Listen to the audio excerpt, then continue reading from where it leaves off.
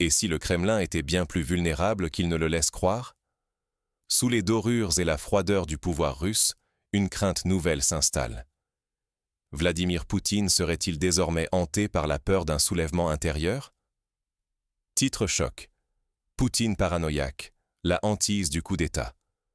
Cela semble sorti d'un thriller politique, mais c'est la réalité actuelle d'un régime sous tension. Depuis plusieurs jours, les rues de Saint-Pétersbourg, berceau historique du pouvoir russe, s'embrasent de manifestations. Il ne s'agit plus de simples rassemblements. Chaque pancarte brandie, chaque cri lancé dans l'air glacial devient un avertissement aux portes du Kremlin. Pour Poutine, chaque protestation n'est pas qu'un défi, mais la preuve d'une brèche qui s'élargit dans son édifice autoritaire. Pourquoi cette nervosité extrême au sommet? Parce que la peur n'est pas qu'un sentiment. Elle est le reflet d'une pression structurelle, d'un point de rupture qui menace tout l'édifice du pouvoir centralisé.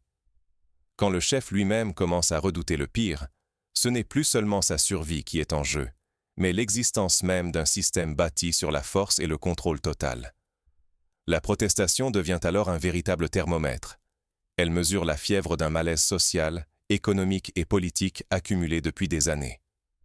Plus la foule grossit, plus les failles du Kremlin deviennent visibles, même au sein des élites. L'autorité, aussi absolue qu'elle paraisse, n'est jamais indestructible quand la défiance s'enracine jusque dans les fondations du pouvoir. Prendre conscience de cette fragilité, c'est réaliser que la stabilité russe n'est qu'un mirage. Ignorer ces signaux, c'est s'exposer à une secousse brutale. Les conséquences pourraient bouleverser la politique mondiale, la sécurité collective et l'économie internationale.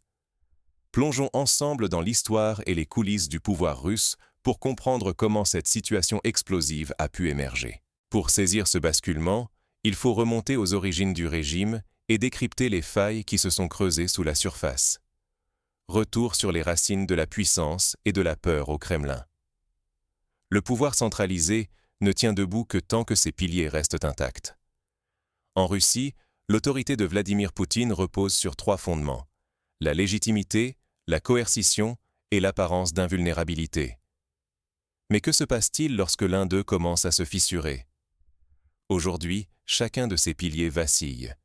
La légitimité s'effrite, rongée par la stagnation économique, la montée des inégalités et un sentiment d'injustice qui gagne une large part de la société. La coercition, jadis redoutée, rencontre une résistance citoyenne plus organisée, comme l'ont montré les récentes manifestations à Saint-Pétersbourg. L'invulnérabilité, quant à elle, n'est plus qu'une illusion. Les Russes voient que le régime doit recourir à toujours plus de répression, révélant ainsi sa propre fragilité. Les difficultés économiques s'aggravent, les salaires plafonnent, le coût de la vie grimpe et l'accès aux services publics se restreint. Pendant ce temps, une petite élite concentre toujours davantage de richesses et de privilèges, creusant un fossé dangereux. Le mécontentement gronde sous la surface, impossible à ignorer. Plus inquiétant encore, la stabilité du sommet chancelle. La loyauté des élites, autrefois indéfectible, devient désormais conditionnelle. À chaque signe de faiblesse, doute, calcul et trahison silencieuse s'infiltrent dans les cercles du pouvoir. Les protestations de Saint-Pétersbourg sont donc bien plus que de simples explosions de colère. Elles reflètent une société en mutation et révèlent les failles d'un régime rongé de l'intérieur. Ignorer ces tensions, c'est risquer de sous-estimer la possibilité d'un bouleversement soudain et profond. Mais comment ces faiblesses, longtemps contenues, sont-elles soudain remontées à la surface? Pour le comprendre, il faut revenir sur la façon dont chaque pilier du pouvoir s'est fragilisé, et pourquoi l'illusion d'invulnérabilité ne tient plus. Quand la peur change de camp, tout vacille. Au Kremlin, l'ennemi principal n'est plus l'Occident, mais bien l'intérieur. La rue agitée, les élites inquiètes, l'économie qui s'effrite. Chaque rassemblement à Saint-Pétersbourg fait battre le cœur du pouvoir plus vite, révélant une anxiété profonde et bien réelle. La réaction de Vladimir Poutine n'a rien d'irrationnel. C'est le calcul froid d'un autocrate assiégé par la possibilité d'un coup d'État venu de ses propres rangs. Dans ce climat tendu, chaque mot, chaque silence, chaque déplacement d'élite prend des allures de menaces voilées. L'économie russe, pilier fragile du régime, dépend presque entièrement des hydrocarbures. Une seule sanction, une seule baisse des prix, et la structure entière chancelle. Pendant ce temps, la fortune des élites gonfle, celle du peuple s'amenuise. L'écart se creuse, l'injustice éclate, la colère s'enflamme. Mais ici, la fidélité n'existe plus. Les élites, motivées par l'intérêt, sont prêtes à trahir dès que le pouvoir faiblit. Cet équilibre précaire rend le régime instable, car la confiance, déjà mince, s'évapore au moindre soubresaut. Dès lors, chaque contestation prend une dimension de survie. Ce n'est plus de l'ordre public, c'est l'avenir du système qui se joue à chaque cri dans la rue. La moindre manifestation devient une étincelle capable d'embraser le tout. Ignorer le lien entre économie, société et politique, c'est passer à côté du moteur de cette instabilité. Plus la misère s'installe, plus les élites doutent, plus le régime s'endurcit, et la répression devient inévitable. Dans ce contexte explosif, la moindre fissure peut devenir un gouffre. Mais jusqu'où la peur du régime peut-elle l'emporter sur la colère grandissante du peuple?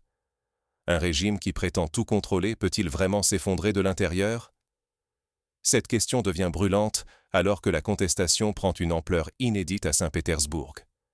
Face à la répression, l'action collective révèle une force inattendue. Même sous surveillance, la volonté populaire s'invente des espaces de liberté et ose défier le monopole du pouvoir. Chaque rassemblement se transforme en acte de courage, en signe irréfutable de rupture avec l'ordre établi. Les protestations, loin d'être de simples accès de colère, fissurent l'image d'invincibilité du régime. Quand des milliers de personnes franchissent la ligne rouge, le récit officiel de soumission s'effrite. Ce bouleversement envoie un signal fort, non seulement aux citoyens ordinaires, mais surtout aux élites du sommet de l'État. À mesure que l'agitation s'intensifie, la fidélité des élites devient incertaine. Dans l'ombre, la peur du basculement s'installe. Certains proches du pouvoir doutent, s'interrogent sur la limite de leur soutien à un système vacillant. La confiance du public, elle aussi, se délite, déclenchant un effet domino aux conséquences imprévisibles. En cherchant à écraser la contestation, le régime alimente un cercle vicieux. Plus la répression s'abat, plus la mobilisation s'enhardit, nourrissant une dynamique où chaque mesure autoritaire attise la défiance collective. Ce retour de flamme rend le contrôle du pouvoir de plus en plus illusoire. Dans cette lutte invisible, les médias indépendants et les réseaux internationaux jouent un rôle crucial. Ils amplifient les voix dissidentes, percent la censure et exposent la fragilité d'un système qui se voulait invulnérable.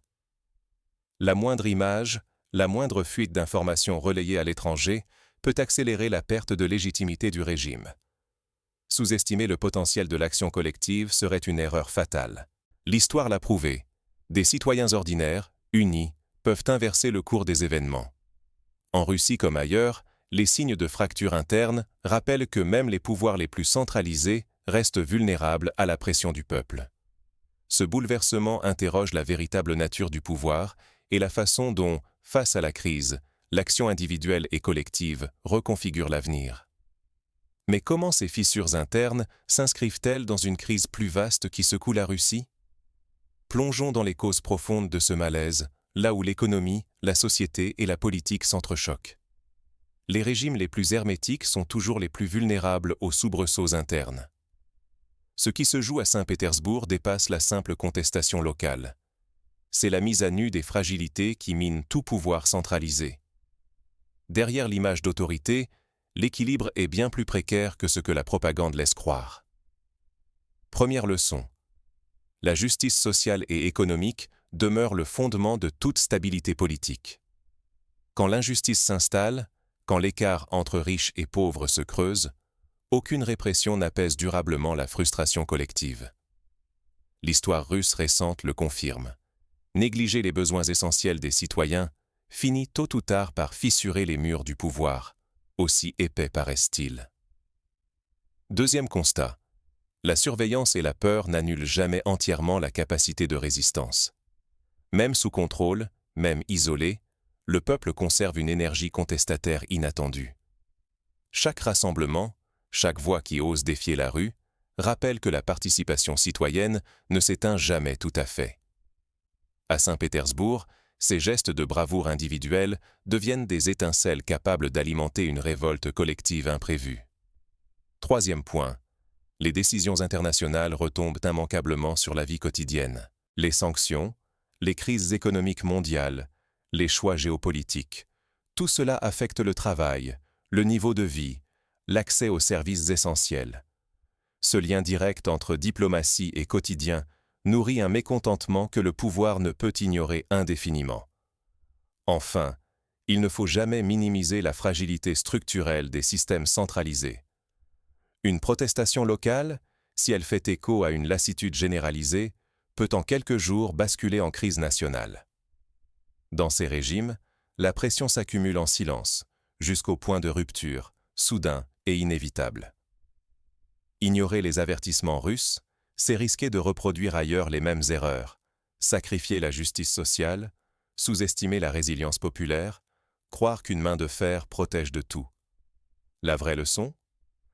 La force apparente des systèmes centralisés masque souvent une vulnérabilité extrême. Ce constat s'impose. La Russie n'est pas la seule concernée. D'autres régimes pourraient vaciller demain, pris au piège des mêmes contradictions. Le véritable pouvoir, c'est la capacité de voir ce que d'autres refusent d'affronter. À Saint-Pétersbourg, il ne s'agit pas seulement d'une agitation passagère. Ces protestations révèlent une fissure profonde au sein du système russe, une faille qui menace l'édifice apparemment monolithique du Kremlin.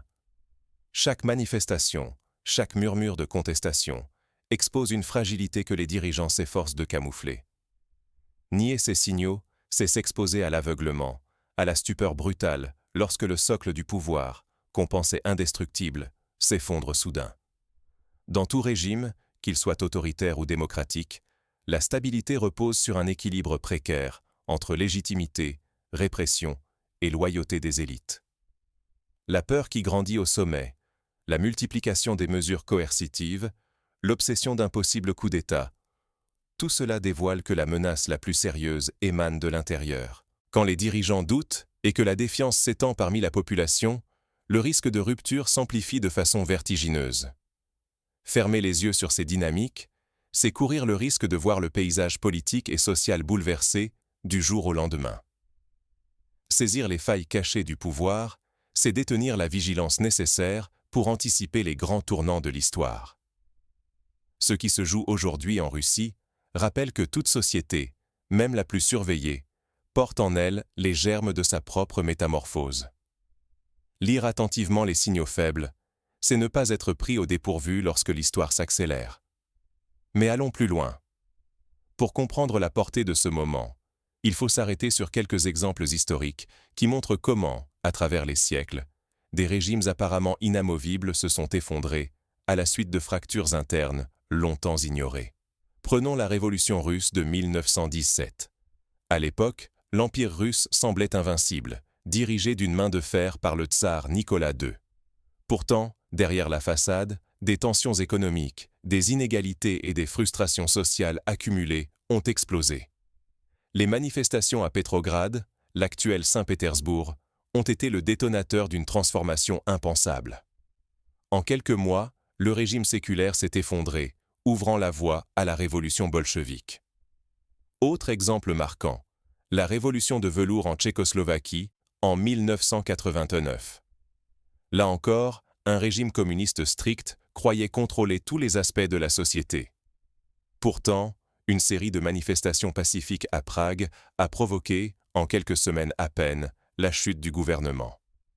La chaîne de commandement s'est effondrée à cause de la perte de confiance au sommet et de la solidarité inattendue du peuple.